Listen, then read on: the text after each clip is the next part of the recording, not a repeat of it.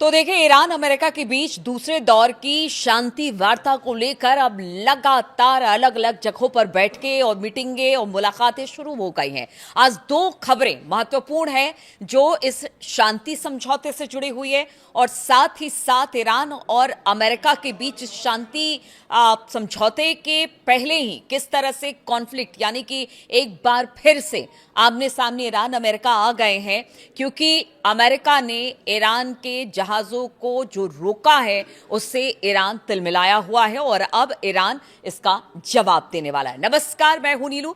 तो दो खबरों के साथ पहली खबर, ईरान के विदेश मंत्री अब्बास अराक्ची सोमवार को रूस पहुंचे थे। सेंट पीटर्सबर्ग में अब्बास अराक्ची की रूसी राष्ट्रपति व्लादिमीर पुतिन से मुलाकात हुई और रूसी सरकारी समाचार एजेंसी तास ने बताया कि इस बातचीत का सबसे अहम मुद्दा ईरान अमेरिका संघर्ष रहा। देखिए, कहा ऐसा भी जा रहा है कि संघर्ष को लेकर तो बातचीत करेंगे, लेकिन बताया जा रहा है कि जो समझौता साल की शुरुआत में जनवरी महीने में रूस और ईरान के बीच यानी हथियारों को लेकर हुआ था, खास तौर पर उस पर भी बातचीत हुई है।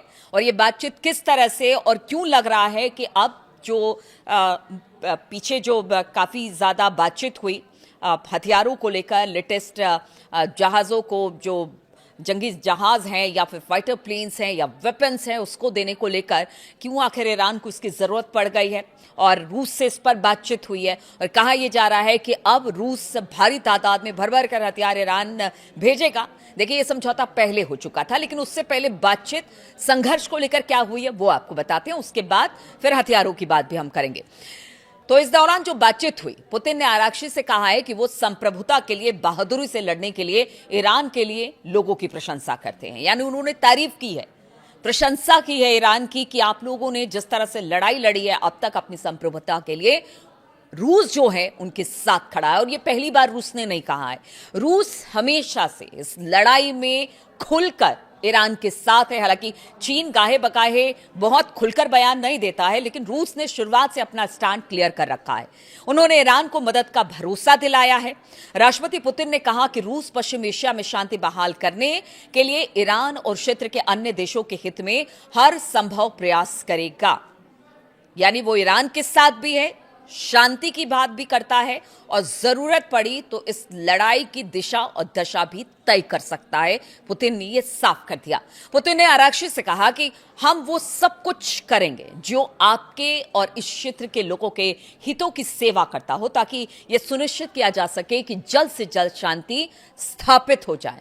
यानी शांति की बात रूस हमेशा से करता रहा है और उसका कहना है कि देखिए, पहले भी वो कह चुका है, जब स्थिति बहुत ज्यादा बिगड़ गई थी, बीच में जबरदस्त हमले हो रहे थे एक दूसरे के ऊपर, यानी अमेरिका, इजराइल और ईरान में हमले हो रहे थे, उस वक्त भी कहा था कि देखिए, मिडिल ईस्ट में अशांति पूरे दुनिया में अशांति का कारण बन सकती है, इसलिए खत्म किया जाए। इसलिए इस बात पर भी पुतिन का खासा जोर रहा कि शांति यहां पर स्थापित हो।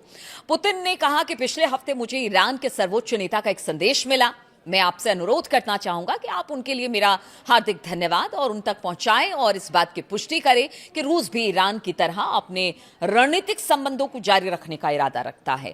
यानी अगर दोस्ती की बात रूस कर रहा है ईरान के साथ, तो उन्होंने कहा कि जो सुप्रीम लीडर की तरफ से जो एक संदेश आया था, उन्होंने कहा कि हम भी चाहते हैं कि ईरान के साथ हमारे जो रिश्ते हैं और मजबूत और पुख्ता हो। और ये संदेश उन्होंने कहा कि आप अपने सुप्रीम लीडर अब्बास अराक्ची को कहा कि जाकर दे मेरी तरफ से।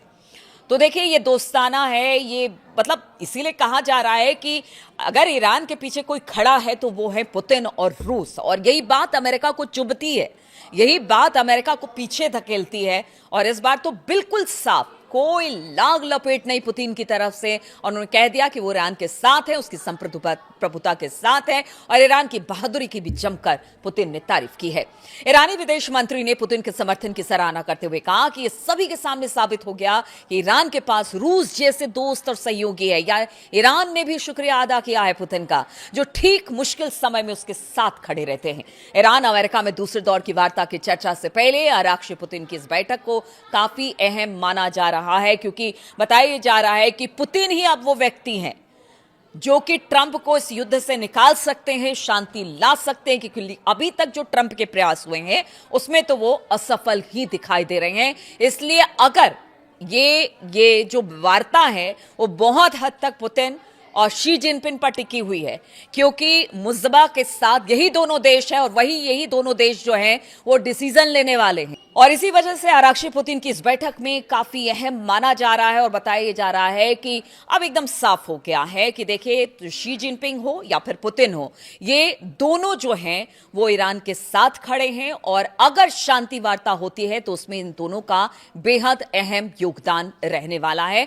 पुतिन जो हैं वो ईरान के साथ है। पुतिन ने कहा कि ईरान के लोग अपनी आजादी के लिए हिम्मत और बहादुरी के से लड़ रहे हैं। उम्मीद है कि ईरान के लोग इस मुश्किल दौर से जल्द ही निकल जाएंगे।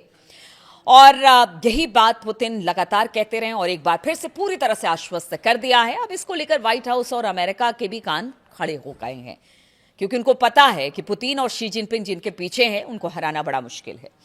ईरान की इस्लामिक रिपब्लिक न्यूज एजेंसी है IRNA ने बताया कि सेंट पीटर्सबर्ग पहुंचने पर आरक्षी का स्वागत रूसी अधिकारी और रूस में ईरान के राजदूत काजम जलाली ने किया। जलाली ने कहा कि आरक्षी का दौरा ईरान और रूस के बीच करीबी बातचीत का हिस्सा है, क्योंकि दोनों देशों के रीजनल और इंटरनेशनल मामलों पर एक जैसे नजरिए हैं। काजम जलाली ने कहा कि 28 फरवरी को लड़ाई शुरू होने के बाद से लगातार ईरान और रूस बातचीत उनकी हो रही है। 3 बार अब तक फोन पर बातचीत हो गई है। अमेरिका इजराइल के साथ लड़ाई में 8 अप्रैल को बातचीत हुई थी, फिर सीज फायर शुरू हुआ, उसके बाद बातचीत हुई और शीर्ष नेतृत्व जो हैं रूस और ईरान के वो लगातार संपर्क में है। इस बात को क्लियर किया गया। अब देखिए, दूसरी बड़ी खबर हम आपको बताते हैं। इधर बातचीत की प्रक्रिया में लगातार मुलाकातों का दौर चल रहा है, लेकिन दूसरी तरफ ईरान के जहाज को अमेरिका लगातार पकड़ रहा है, क्योंकि उसकी नाकेबंदी हॉर्मुज के आसपास है और इसी को लेकर 2 जहाज ईरान के उसने पकड़े हैं, जिसके बाद ईरान अब गुस्से में है और कहा यह जा रहा है कि अगर नाकेबंदी खत्म नहीं करता अमेरिका तो ईरान फिर कोई बड़ा कदम उठा सकता है, हमला भी कर सकता है। इस बार तो समुद्री लुटेरे का दर्जा ईरान ने अमेरिका को दे दिया। ईरान ने अमेरिका के हॉर्मुज स्ट्रेट के आसपास नाकेबंदी की और अपने जहाजों की जब्ती पर कड़ा एतराज जताया है। अमेरिकी सेना ने कथित तौर पर ईरानी तेल ले जा रहे 2 टैंकरों को जब्त किया। ईरान ने इस कार्रवाई की तुलना समुद्री लुटेरे से की है, जिस तरह से हमने आपको बताया कि इस बार बहुत हाश ईरान है। ईरान ने कहा कि खुले समुद्र में सशस्त्र डकैती और अंतर्राष्ट्रीय कानून का यह साफ साफ उल्लंघन करता है। इससे ईरान और अमेरिका के बीच तनातनी काफी ज्यादा बढ़ गई है और ये सब ऐसे समय में हो रहा है जब दोनों पक्षों में वार्ता के अगले दौर पर चर्चा चल रही है। ईरान के विदेश मंत्रालय के प्रवक्ता इस्माइल बगाई ने अपने एक्स पोस्ट में कहा कि दुनिया समुद्री डाकुओं की वापसी देख रही है। अमेरिकी अधिकारी कानूनी वारंट का इस्तेमाल करके उस चीज को सही ठहरा रहे हैं जो अधिकारी झंडे की आड़ में की गई गैर कानूनी लूट बताई है। अमेरिका को इस तरह की कार्रवाई को रोकना चाहिए, बगई ने कहा है ये बात। अब अमेरिकी अधिकारियों की तरफ से स्पष्टीकरण आया। उन्होंने कहा कि टैंकरों के जब्त करने के कदम का बचाव किया और इसे कानून लागू करने की एक वैध कार्रवाई बताया। जिनिन फेरिस पीरो ने कहा कि अमेरिकी सेना के अदालत से मंजूर वारंट के तहत मैजेस्टिक एक्स और टिफानी नाम के टैंकरों को, जो कि ईरान का है, उसे जब्त किया गया। पीरो ने कहा कि जहाजों को हिंद महासागर में रोका गया जब ये करीब बताया जा रहा है कि 1.9 मिलियन यानी कि 19 लाख बैरल ईरानी तेल लेकर जा रहे थे, उस समय से पकड़ा गया। पीरो ने कहा कि ये कार्रवाई अवैध तेल नेटवर्क को तोड़ने और प्रतिबंधित संस्थाओं को मुनाफा कमाने से रोकने के बड़े प्रयासों का एक हिस्सा है। अमेरिकी एजेंसियां राष्ट्रीय सुरक्षा सहयोगियों के साथ मिलकर ऐसे मामलों की जांच, निगरानी और कार्रवाई कर रही है। अमेरिका की फोर्स आगे भी इस तरह के एक्शन लेती रहेगी।